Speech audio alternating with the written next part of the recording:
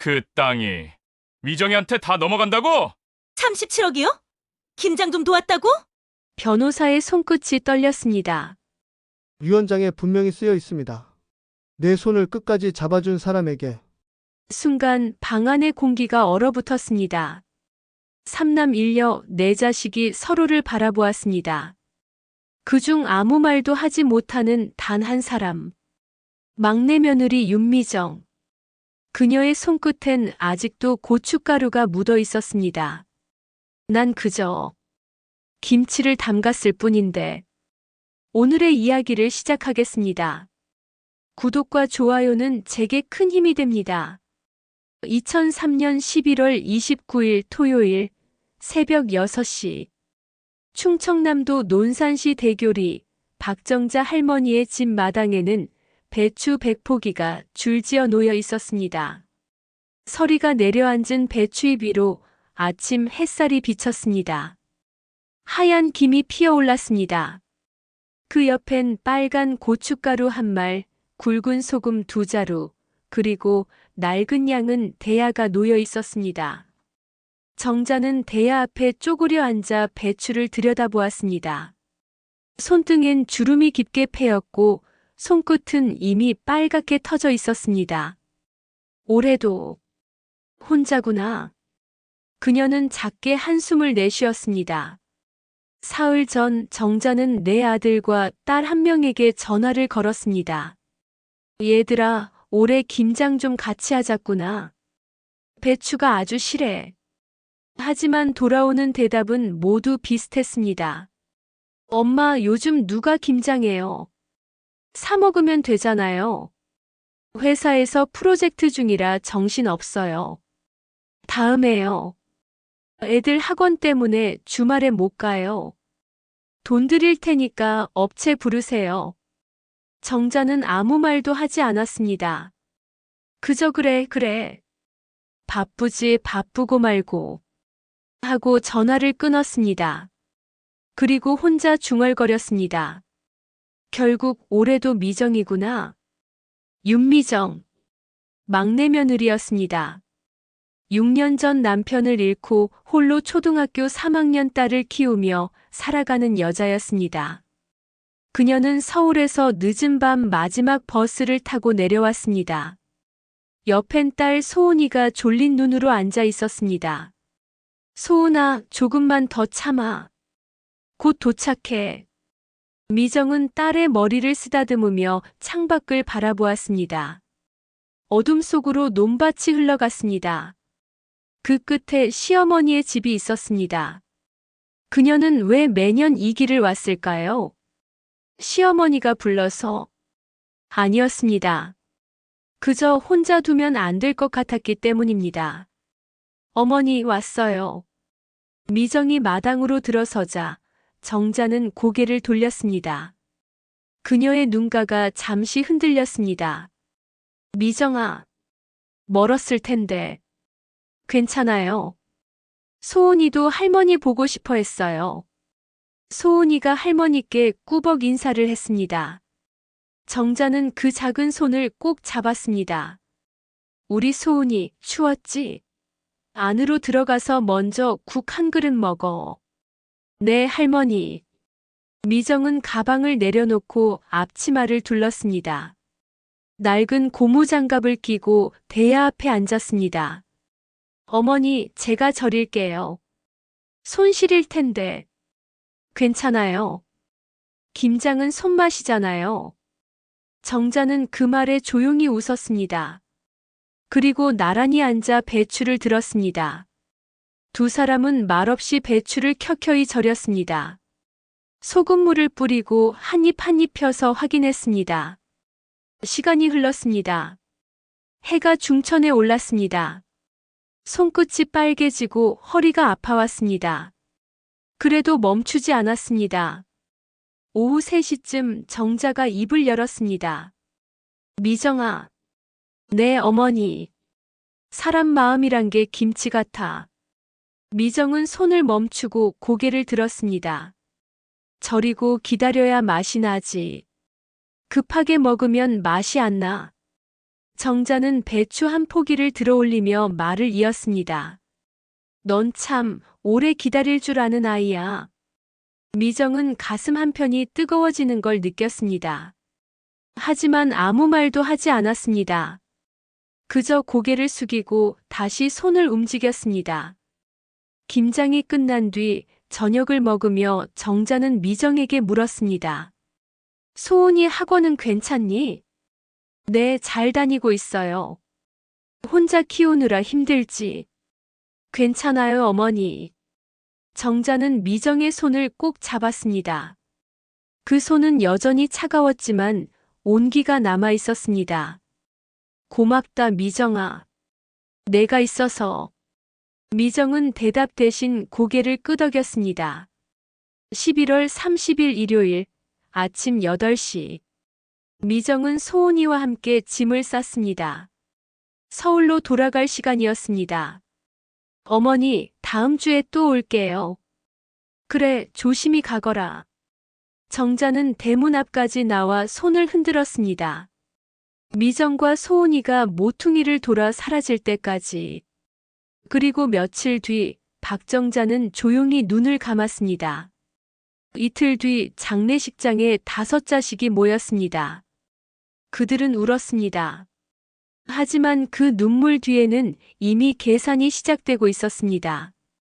엄마 땅 얼마쯤 될까? 고속도로 확장 구간 아니었어? 유원장은 이때? 미정은 그 대화를 듣지 않았습니다. 그저 영정 사진 앞에 앉아 어머니의 얼굴을 바라보았습니다. 사진 속 정자는 웃고 있었습니다. 그리고 일주일 뒤 변호사가 유언장을 공개했습니다. 상속자는 윤미정 씨입니다. 순간 세상이 멈췄습니다. 변호사 김성호의 목소리가 사무실 안을 가득 채웠습니다. 네 자식과 그들의 배우자, 총 8명이 한꺼번에 입을 열었습니다. 뭐라고요? 장남 박진수가 벌떡 일어섰습니다. 그의 얼굴이 새하얗게 변했습니다. 이게 무슨 소리예요? 우리 어머니가 그럴 분이 아니에요. 저도 처음엔 믿기지 않았습니다. 하지만 유언장은 고인께서 직접 작성하셨고 공증까지 마친 상태입니다. 변호사가 서류를 펼쳤습니다. 거기엔 정자의 손글씨로 또박또박 적혀 있었습니다. 내 손을 끝까지 잡아준 사람에게 모든 것을 남긴다. 2003년 11월 28일 박정자. 둘째 박진우가 소리쳤습니다. 이건 사기예요. 분명 협박을 받았거나 아니면 조작된 거라고요. 유언장 작성 당시 2명의 증인이 있었습니다. 읍사무소 직원과 이장님이셨죠. 고인은 정신이 온전하셨고 자발적으로 작성하셨습니다. 셋째 박진호가 미정을 노려보았습니다. 당신 뭘 한 거야? 우리 어머니한테 뭐라고 한 거야? 미정은 고개를 들지 못했습니다. 그저 무릎 위에 올린 손을 꼭 쥐고 있었습니다. 그 손끝엔 아직도 김치 냄새가 배어 있었습니다. 막내 박진호의 아내가 비웃듯 말했습니다. 과부가 시어머니 옆에 붙어서 뭘 한 건지 뻔하잖아요. 우리 같은 사람들은 모르는 방법이 있었던 거겠죠. 말 조심해. 미정이 처음으로 목소리를 냈습니다. 하지만 그녀의 목소리는 떨리고 있었습니다. 전 그냥 어머니 손을 잡아드렸을 뿐이에요. 손을 잡았다고. 37억짜리 손이었네요. 얼마나 꽉 잡았길래. 장남 박진수가 책상을 쾅 내리쳤습니다. 당장 포기각 썼어. 그 땅은 우리 아버지가 평생 농사 지으며 모은 거야. 내가 가질 권리 없어. 변호사가 끼어들었습니다. 법적으로 유언장은 유효합니다. 이의를 제기하시려면 소송을 하셔야 합니다. 좋아. 소송하지. 끝까지 가보자고. 둘째 박진우가 미정 앞으로 다가왔습니다. 그의 눈빛은 차갑게 식어 있었습니다. 윤미정, 우린 당신을 가족이라고 생각했어. 동생 죽고 나서도 명절 때마다 챙겼잖아. 그런데 이게 뭐야? 이게 보답이야? 미정은 입술을 깨물었습니다. 눈가가 붉어졌지만 눈물은 흘리지 않았습니다. 저도 어머니가 이러실 줄 몰랐어요. 몰랐다고? 그럼 지금 포기해. 당장. 미정은 대답하지 못했습니다. 그녀의 머릿속엔 어머니의 마지막 말이 맴돌고 있었습니다. 미정아, 넌 참 오래 기다릴 줄 아는 아이야. 딸 박민지가 미정의 팔을 붙잡았습니다. 언니, 우리 가족이잖아요. 어떻게 이럴 수 있어요? 아가씨. 어머니가 편찮으실 때 우리도 병원비 보냈어요. 명절 때마다 용돈도 드렸고요. 미정은 고개를 돌렸습니다. 민지의 눈엔 진짜 배신감이 서려 있었습니다. 변호사가 조용히 말했습니다. 고인께서 남기신 메모가 하나 더 있습니다. 모두의 시선이 변호사에게 쏠렸습니다. 돈이 필요할 때는 안 왔다.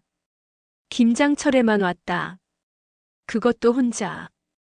이렇게 적혀 있습니다. 순간 방안이 조용해졌습니다. 장남의 아내가 얼굴을 붉혔습니다. 그게 무슨 뜻이에요?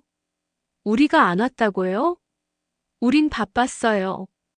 회사 다니고 애들 키우고 바쁘게 살았다고요. 그래도 매년 추석이랑 설날엔 갔잖아. 두어 시간 있다가 바로 올라왔죠. 변호사의 말에 둘째가 버럭 소리쳤습니다. 그럼 뭐 어쩌라고요? 서울에서 일하는데 시골에 매일 내려오란 말이에요? 저는 그저 고인의 뜻을 전달할 뿐입니다.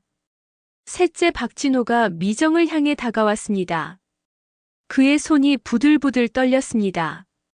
재수 씨, 아니, 윤미정 씨. 마지막으로 묻겠습니다. 정말 포기 안 할 겁니까? 미정은 천천히 고개를 들었습니다. 그녀의 눈엔 처음으로 단호함이 서려 있었습니다. 어머니께서 제게 남기신 겁니다. 저는 받겠습니다. 이 여자가 진짜. 셋째가 미정의 멱살을 잡으려는 순간 변호사가 가로막았습니다. 폭력은 곤란합니다. 장남이 냉소를 지었습니다. 좋아. 그럼 우리끼리 보자고. 법적으로 끝까지 싸울 거야. 당신이 우리 어머니한테 뭘 했는지 다 밝혀낼 거야. 아주버님, 전 아무것도. 아주버님이라고 부르지 마. 우린 이제 남이야. 장남이 문을 박차고 나갔습니다. 나머지 형제들도 하나둘 자리를 떴습니다.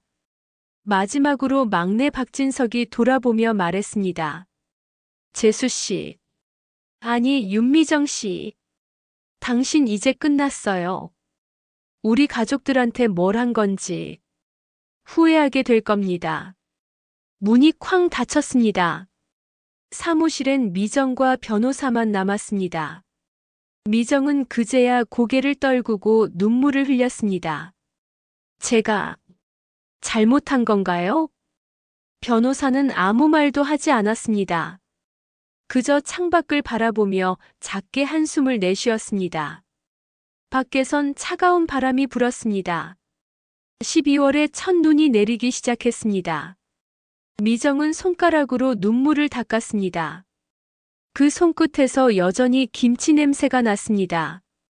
어머니, 왜 이러셨어요? 그녀의 목소리는 텅 빈 사무실 안에서 메아리 쳤습니다. 그리고 그날 밤, 미정의 핸드폰으로 문자가 쏟아지기 시작했습니다. 염치 없는 년. 과부가 시어머니 꼬셔서 재산 뺏었네. 우리 가족 파괴한 거 평생 후회할 거야. 미정은 핸드폰을 꺼버렸습니다.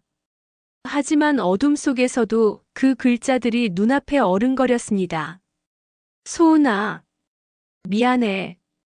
그녀는 잠든 딸의 이마를 쓰다듬었습니다. 그리고 조용히 중얼거렸습니다. 엄마가 뭔가 잘못 선택한 걸까? 창밖으로 눈이 계속 내렸습니다. 하얗게 차갑게 세상을 덮어갔습니다. 2003년 12월 15일 오후 2시 논산 대교리 박정자의 집 앞. 미정은 대문을 열고 마당으로 들어섰습니다. 2주 만에 찾은 시어머니의 집이었습니다. 하지만 뭔가 이상했습니다. 김장독이 모두 깨져 있었습니다. 이게...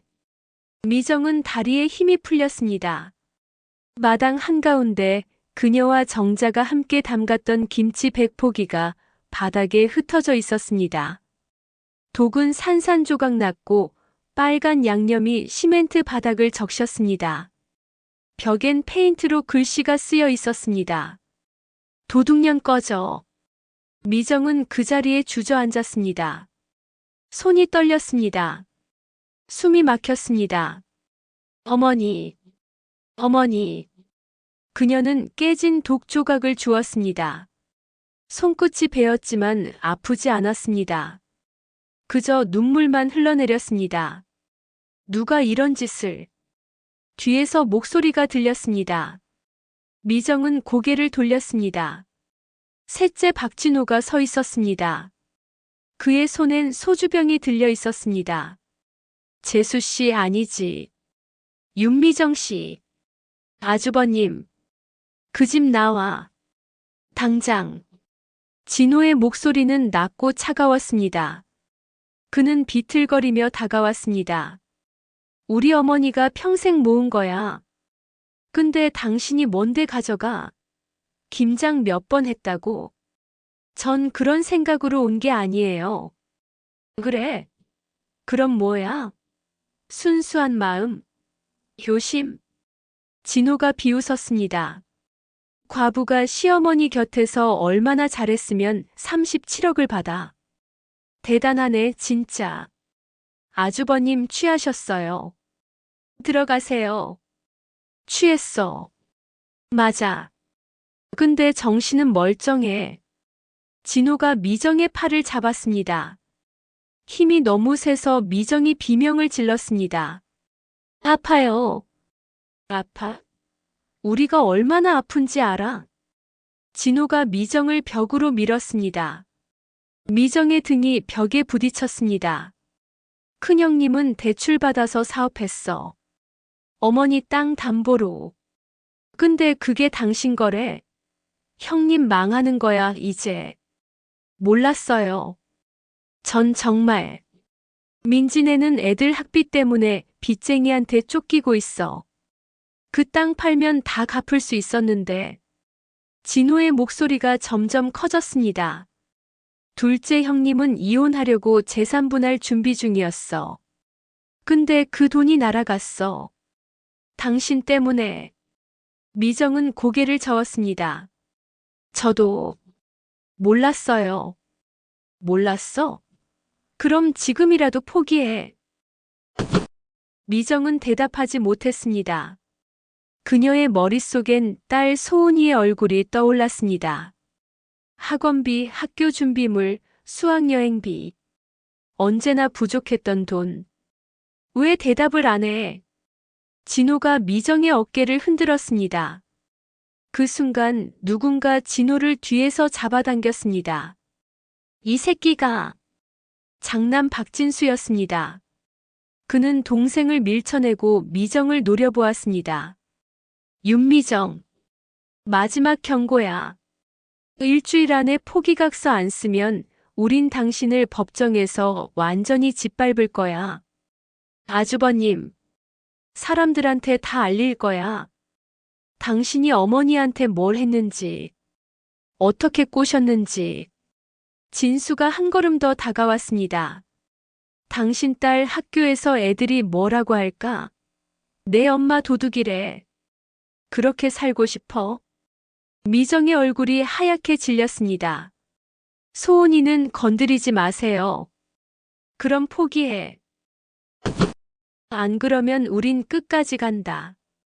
당신 과거도 다 파헤칠 거야. 남편 죽고 나서 뭐 했는지, 누구 만났는지 다. 진수는 마지막으로 한마디를 덧붙였습니다. 우리 어머니 명예도 지켜야 하니까. 말년에 정신 나간 할머니로 만들 수도 있어. 그 말에 미정이 고개를 번쩍 들었습니다. 그건 안 돼요. 그럼 선택해. 당신이 악녀가 될 건지, 우리 어머니가 치매 환자가 될 건지. 진수와 진호는 돌아섰습니다. 그들의 뒷모습이 점점 멀어졌습니다. 미정은 그 자리에 무릎을 꿇었습니다. 깨진 김장독 조각 사이에 주저앉아 하늘을 올려다보았습니다. 하늘은 잔인할 만큼 맑았습니다. 어머니, 전 어떻게 해야 해요? 대답은 없었습니다. 그저 바람만 차갑게 불어왔습니다. 미정은 깨진 독에서 김치 한 조각을 건졌습니다. 그것을 입에 넣었습니다. 짰습니다. 너무 짰습니다. 눈물인지 김치 국물인지 알 수 없었습니다. 그날 밤 미정은 서울집으로 돌아왔습니다. 소은이는 잠들어 있었습니다. 미정은 딸의 방문 앞에 서서 한참을 망설였습니다. 그리고 천천히 문을 열었습니다. 소은이의 책상 위엔 일기장이 펼쳐져 있었습니다. 오늘 친구들이 물어봤다. 우리 엄마가 할머니 돈 받았냐고. 나는 아무 말도 못했다. 엄마는 나쁜 사람이 아닌데. 근데 왜 다들 그렇게 말하는 걸까? 미정은 일기장을 덮었습니다. 손이 떨렸습니다. 그녀는 거실로 나와 소파에 앉았습니다. 탁자 위엔 유언장 사본이 놓여 있었습니다. 내 손을 끝까지 잡아준 사람에게. 미정은 그 문장을 오래 바라보았습니다. 그리고 천천히 입을 열었습니다. 어머니, 저는... 말이 끊겼습니다. 미정은 고개를 들었습니다. 창밖으로 달이 보였습니다. 차갑고 하얗고 멀리 떨어져 있었습니다. 그녀는 조용히 중얼거렸습니다. 포기할 수는 없어요. 그 목소리는 단호했습니다. 떨림이 없었습니다. 미정은 유언장을 가슴에 안았습니다. 밖에선 바람이 불었습니다. 12월의 밤은 깊어만 갔습니다. 2003년 12월 24일 크리스마스 이브. 미정은 논산으로 향하는 버스에 올랐습니다. 손에는 작은 보자기가 들려 있었습니다. 소은이가 물었습니다. 엄마, 우리 어디 가? 할머니 집. 근데 큰아빠들이 화내셨잖아. 미정은 딸의 손을 꼭 잡았습니다. 괜찮아. 엄마가 할 일이 있어. 버스는 어둠 속을 달렸습니다. 논산에 도착했을 때는 밤 9시였습니다. 눈이 내리고 있었습니다. 미정은 정자의 집이 아닌 장남 박진수의 집으로 향했습니다. 대문 앞에서 미정은 한참을 망설였습니다. 그리고 초인종을 눌렀습니다. 문이 열렸습니다. 진수의 아내가 얼굴을 찌푸렸습니다. 뭐하러 왔어요? 아주버님 계세요? 왜요? 포기각서 가져왔어요? 미정은 고개를 저었습니다. 드릴 게 있어요. 거실엔 네 형제가 모두 모여 있었습니다. 그들은 미정을 보자 표정이 굳었습니다. 무슨 일이야? 진수가 차갑게 물었습니다. 미정은 보자기를 풀었습니다. 안에는 김치가 담긴 작은 통이 있었습니다. 이게 뭐야? 어머니와 제가 마지막으로 담근 김치예요. 미정은 그것을 탁자 위에 놓았습니다. 깨진 독에서 건진 거예요. 이것만 남았어요. 아무도 말이 없었습니다. 미정은 천천히 입을 열었습니다. 아주버님들, 전 37억이 탐나서 어머니 곁에 있었던 게 아니에요. 그럼 뭐였는데? 둘째 진우가 비꼬듯 물었습니다. 외로웠어요. 미정의 목소리가 떨렸습니다. 남편 잃고 혼자 애 키우면서 너무 외로웠어요. 그래서 어머니 곁에 갔어요. 어머니도 혼자셨으니까. 그게 우리랑 무슨 상관이야? 상관없어요. 전 그냥 아주버님들한테 사과하러 왔어요. 미정은 고개를 숙였습니다. 아주버님들 사정도 모르고 땅 가치도 몰랐어요. 그냥 어머니 유언이니까 받겠다고만 했어요. 죄송해요. 진수가 코웃음을 쳤습니다. 사과하면 다야? 그럼 우리 빚은 어떻게 하고? 그래서요. 미정은 가방에서 서류를 꺼냈습니다. 이거 상속 포기각서예요. 순간 방 안이 조용해졌습니다. 뭐? 전 포기할게요.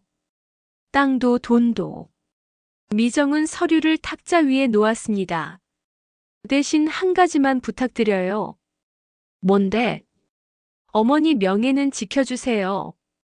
치매 걸린 할머니로 만들지 말아주세요. 막내 진석이 얼굴을 돌렸습니다. 그리고 소은이는 건드리지 말아주세요. 제가 잘못 생각한 거지 애는 죄가 없어요. 미정의 눈에서 눈물이 흘러내렸습니다. 그것만 지켜주시면 전 아무것도 바라지 않을게요. 진수가 서류를 집어들었습니다. 그의 손도 떨리고 있었습니다. 진심이야? 네. 진수는 서류를 한참 바라보았습니다.